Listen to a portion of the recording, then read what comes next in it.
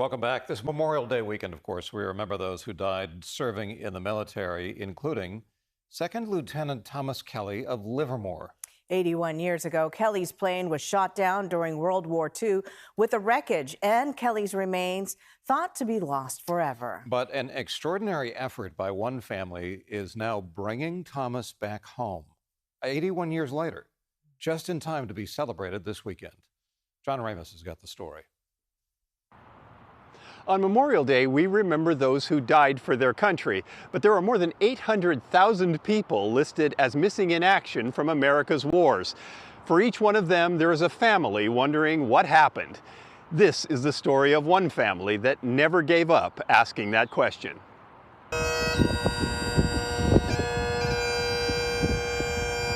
"81 years after his death, Second Lieutenant Thomas Vincent Kelly is coming home.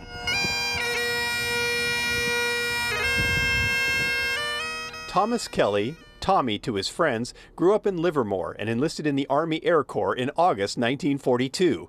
He became a bombardier aboard a B-24 bomber nicknamed Heaven Can Wait that flew more than 30 missions. On March 11, 1944, his crew was assigned to attack anti-aircraft positions in Hansa Bay, a remote area of Papua New Guinea. As they approached the target, the aircraft was hit by anti-aircraft fire and went down. The family received only a 4-sentence letter reporting the loss with no other information. It became, I think, a kind of grief that could only be dealt with in silence. And so the memory of Tommy was a forbidden topic within the family. But many years later, Kelly's second cousin, Professor Scott Altus, said they discovered something else written about that day. 50 years after these events, a letter from a person in the plane opposite my relatives recalled that the co-pilot faced the other two planes and saluted as their plane went and banked down into the water. They knew that they were going down.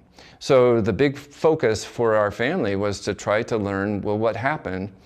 And it took us 4 years of research, and eventually we came to have a clear understanding of what happened on March 11th, 1944. Over the years, Altus began devoting his memorial days to researching the crash, and eventually it began to pinpoint the area where the plane probably went down.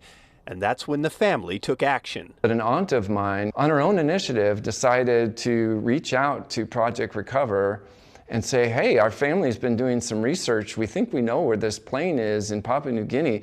Would you be interested in hearing about what we found? And surprisingly, they said yes. Project Recover is an organization dedicated to locating and recovering service members missing in action.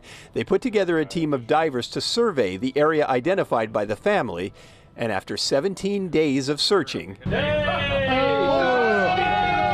they found the wreckage of Heaven Can Wait. It was sitting in 200 feet of water, and a Navy dive operation was able to recover the remains of the crew members. And so, on this day, with all his family's questions now answered, Tommy is no longer missing. Lieutenant Kelly, today we honor your service, your sacrifice, and commitment. We mourn the loss as a family, a community, and as a grateful nation. At the ceremony, Professor Altus thanked all the people who, despite being strangers, helped in the recovery of their fallen loved one.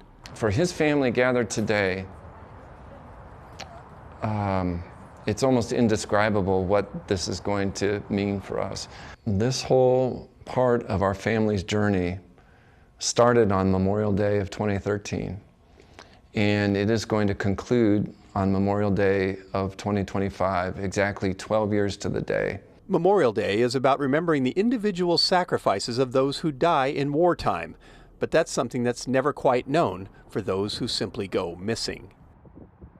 That is an extraordinary story. It is incredible. You know, some stories leave you wanting more, and I want to know more about this Project Recovery, I guess is the name of it. Like, the resources it must have taken and the time and how they pinpoint. I want to know more, and that's just extraordinary. Congratulations to everybody involved. Hopefully it'll bring back more servicemen that were...